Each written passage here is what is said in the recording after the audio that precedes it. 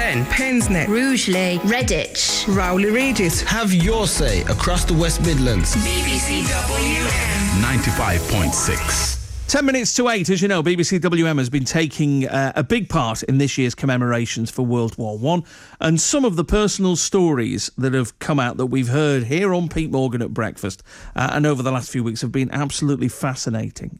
Take Francis Fitzgerald Waldron, became a major in the Royal Flying Corps. He was the first pilot to take off from Dover on the 13th of August 1914 to head for France, and pupils from a school in Ladywood have been on a trip to Belgium, where they've been finding out all about the man whose name is on a plaque in the Oratory Church. The organisation which planned the trip, TNT News, helps kids produce video news programmes for local schools and their community. Norman Bartlam is from TNT News. Norman, good morning to you. Good morning, Pete. And also part of the Ladywood History Group as well. And Roberto and Ajwannie are in here as well, joining us this morning. Morning, guys. Good morning. Excellent. Norman, just explain, first of all, what was happening in Belgium.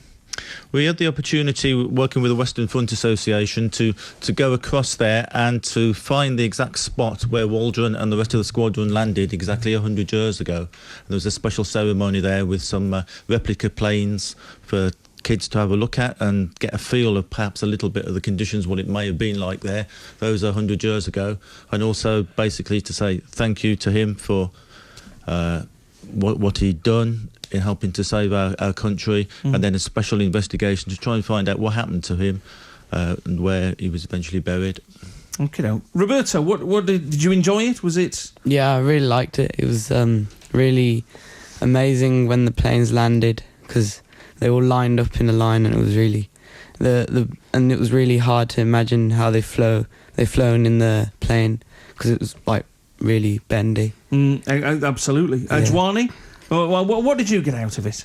Well, mostly learning about more history, and then how World War One was, and then how, so say for instance, like the bits with the planes, how compared to these planes these days, how they flew, and then how they flew, because of how those ones were in World War One, and then how strong they are now. So the technology that's been advanced. Okay. The thing is, with something like this, Norman, does it translate in any way to helping them engage kind of in their local community when they come back home? But the good thing about it is that they're doing it for a reason. They're doing it to investigate somebody from their local area, so there's lots of people who are interested in it as well. And it's a difficult concept perhaps to try and get kids involved with something that happened 100 years ago. But if you've got something that you can naturally relate it to, in this case an ex-pupil of their school, then it gives it extra significance and makes it a lot more interesting for people. Absolutely. So, Ajwannie, you know, it is kind of come back to your school. Who's the best teacher at your school? Around all of them. Get out.